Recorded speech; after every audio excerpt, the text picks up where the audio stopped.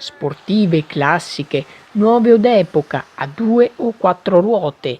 È Motori in Prato, la manifestazione che accende i cuori in Prato della Valle. Moltissimi gli appassionati accorsi a vedere questi gioielli del passato e dei giorni nostri. Tra gli stand anche la mitica Alfa della radiomobile dei Carabinieri. Molte poi le scuderie che hanno portato in esposizione i propri veicoli.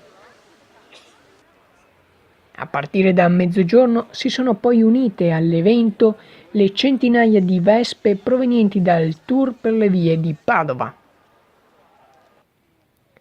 Fisherman Channel News, Padova.